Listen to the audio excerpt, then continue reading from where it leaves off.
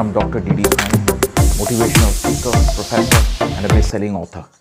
अगर मेरे चैनल पे आप नए हैं तो please subscribe to my channel and put the bell icon to listen very interesting case studies and motivational videos. अगर आप already चैनल को सब्सक्राइब किए हुए हैं, thank you very much for your patronage. Thank you very much. 5th March 2020, what happened to yesbank? The Reserve Bank of India, the Central Bank of India, has to interfere and put a moratorium of 50,000 rupees per month on the withdrawal till 3rd April 2020. What happened? Why the central bank has to interfere in the affairs of yesbank, the 5th largest private sector bank in the country? What went wrong? And if something gone wrong, who is responsible for that? Is it the management? Is it the non-performing assets? Or is it deposit mobilization? Who is responsible? Now we will go into the in-depth discussion of the case, but before that, let me give you a backdrop of who started yesbank.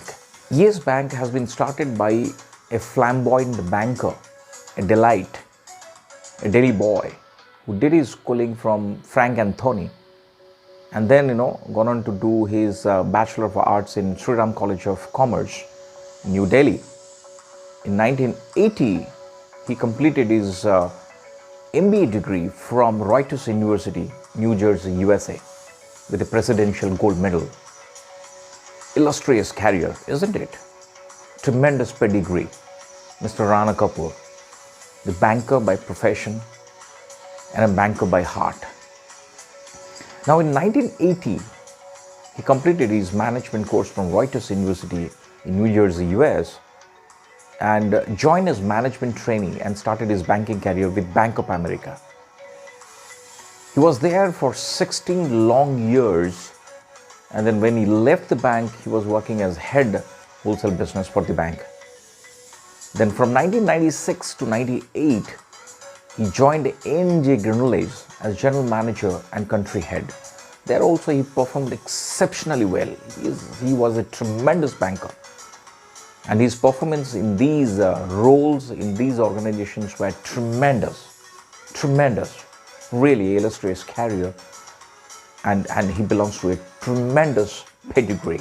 In 1995, a Rabobank team has arrived in India for collaboration and investment opportunities.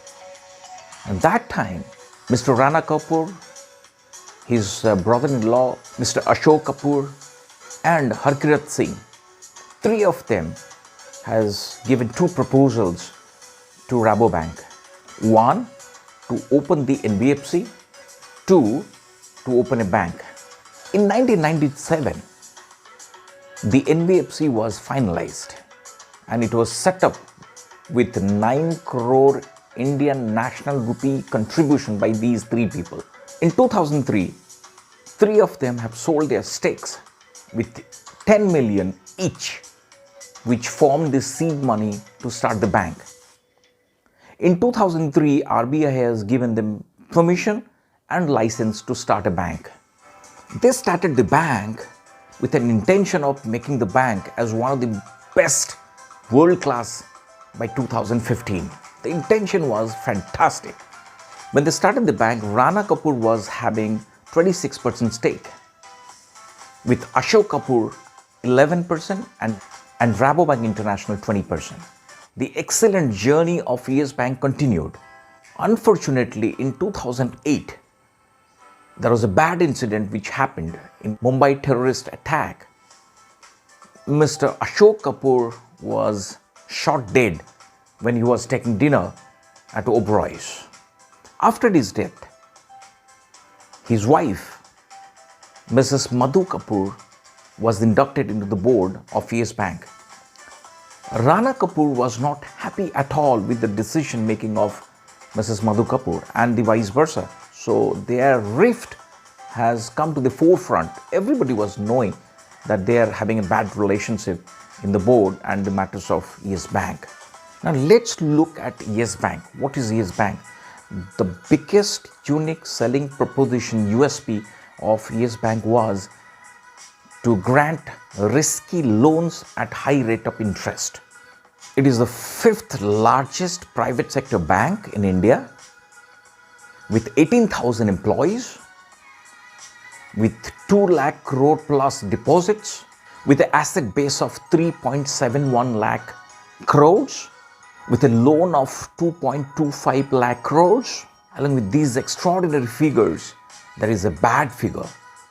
Yes, ladies and gentlemen, that was bad loans. And their gross NPA in September 2019 was 7.39%, which is pretty high. In quarter 4, they suffered a huge loss of 1,507 crores. After that, the water has come to the neck, and it was too much for the central bank, Reserve Bank of India, to come to the rescue of the bank. It has dissolved the board, it has dissolved the management. They recruited Mr. Prashant Kumar, the former CFO of SBI, and they have come to the rescue of the bank because it is the 5th largest private sector bank. The moment this bank will be closed, then the confidence and trust of Indian investors, depositors, customers will be in doldrums, and the banking sector will go for a severe issue. So the government has to save the bank at any cost, and the government did that exactly through RBI intervention. They have put the moratorium at 50,000 rupees per month. So depositors in India, yesbank accounts 2.3% of total bank loans and 1.6% of bank deposits domestically. Now, with these extraordinary figures, what went wrong with the bank and why the bank failed miserably and on the ground? Now, let's look at these reasons. There are 3 reasons, ladies and gentlemen, why the bank failed. Normally, a bank will fail if 3 criteria are fulfilled. Either it is having a high NPA, non-performing assets, or the management is not able to do justice to its management. Number 3, it is not able to mobilize deposits. 3 reasons why a bank can fail. Now let's look at those 3 reasons which have contributed to the closure of Yes Bank, the 5th largest private player in the country. The first reason is the management. This former CEO, Mr.Rana Kapoor, I mean, he has not followed the principles of corporate governance. Now, ladies and gentlemen, we know in corporate governance we have got 4 pillars. 4 pillars. And what are those 4 pillars? First, accountability. Second, transparency. Third, leadership. Fourth, taking care of the stakeholders' interest. But has he followed all these pillars? Not at all. He was busy in mismanaging the complete show. And it is 3,800 crore understatement of your non-performing assets, which is almost close to 8%, which is very, very high. Second reason is the deposit mobilization. The bank was not able to mobilize the deposits. And on the top of that, the withdrawals by customers are tremendous. The total deposits was 2.09 lakh crores, while the loan was 2.25 lakh crores. Third reason was non-performing assets. The gross NPA for the bank was 7.39%. What are those companies to whom they have financed? Let's look at those companies. It is DHFL, it is ESSEL Group, it is ANIL AMBANI Group, it is COX Kings, it is Mantri Group, it is CCD, it is IL&FS.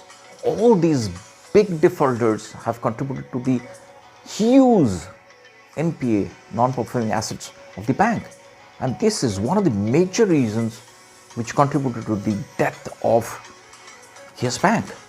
Towards the end of 2017 and beginning of 2018, when the Reserve Bank observed disturbance in the balance sheet, the Reserve Bank of India asked Mr. Rana Kapoor to leave the CEO position, and he has to leave, and his request was not accepted by the central bank to extend his stay in the bank as the CEO.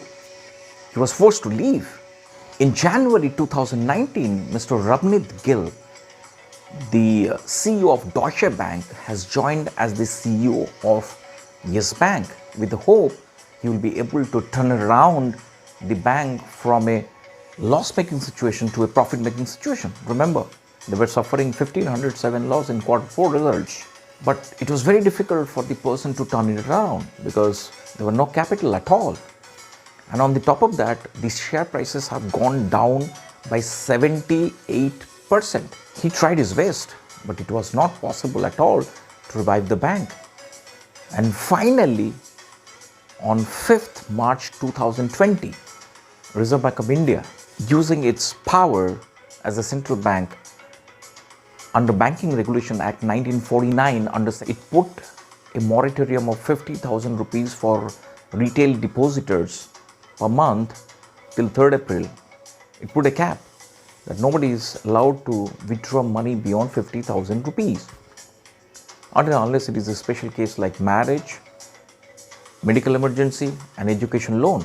In 2017, Mr. Rana Kapoor was a billionaire, but now his net worth has come down to $377 million. RBI dissolved the management, the administration of the bank, the board of the bank, and appointed Mr. Prashant Kumar, the former CFO of State Bank of India, to take care of the day-to-day administration and management. The Government of India has come to the rescue of the bank. Honorable Finance Minister Mrs. Nirmala Sitharaman declared, and the CMD of State Bank of India has also come for the press meet and said they will be going to take 49% of the stake of his bank by investing 2450 crore rupees. They need 12,000 crore for the smooth operation of Yes Bank. And if you talk about real smooth operation, they need 30,000 crore. Now, ladies and gentlemen, there are few questions which comes to my mind. And let me ask you, what is your opinion and view about these questions? Number one, do you believe Yes Bank will be revived at the earliest possible? What's your answer? Please put your comments below. Number two, do you think investors, shareholders, stakeholders will bring back the original trust and confidence on the bank? Please put your comments below. Third, are you sure State Bank of India will take 49% of the stake and invest its money to acquire 49% stake in Yes Bank, and will try everything to bring back the investors, the depositors' confidence? Fourth, what will happen to Rana Kapoor, his wife and 3 daughters who are responsible for all these issues? Now, what will happen to the poor depositors? Will they get back their money? Now, these are some of the questions which come to my mind, and in times to come, things will get clear. Now, ladies and gentlemen, what you think? Please mention your comments below. I hope this analysis will give you an idea about what went wrong with Yes Bank and why it failed. The first reason, poor management, a bad leadership. Second, very high NPA, which crossed 1 lakh crores, and the gross NPA is 7.39%. It's very, very high. Third, they are not able to mobilize the deposit. The new management, Mr. Ravneet Gill, the former CEO of Deutsche Bank, tried his best, but it was not possible. When all these things failed, Reserve Bank of India used its power under Banking Regulation Act 1949 and put a moratorium on the retail depositors that they cannot withdraw beyond 50,000 rupees per month. That's a problem for the depositor, but at least RBI made the right intervention at the right time. Next, the government of India is trying its best to take care of the fifth largest private sector bank in the country by instructing State Bank of India to acquire 49% stake in yesbank. They will be going to invest 2450 crores and they will be going to have 3-year lock-in period.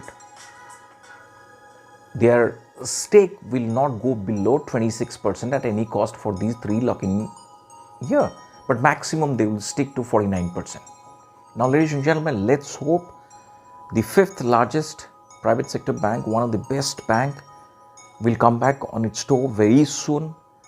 And I pray and I'm sure Government of India will take utmost care to ensure the safety and security of the depositors' money. But this is a great learning for all the banks in the banking sector to take care of their management seriously, to take care of their NPAs and to mobilize their deposits. And they have to be very, very careful in future. And it's a learning for the regulatory body as well, even the apex body, Reserve Bank of India, to look after these banks in a proactive way so that they will not be allowed to reach this alarming stage where they have to either close down or the government has to pour money and do a bailout package, which is not good for the credit worthiness of the country in the long run. Now, ladies and gentlemen, thank you very much for your patience in watching this case study. I hope you will like the analysis. If you're new to my channel and not subscribed, please do subscribe right now. Press the bell icon. For more details, please access my website www.ddswine.com and read my bestseller book Mantras of Managing Your Boss. This is your own DD Swine saying bye-bye for now. Thank you very much.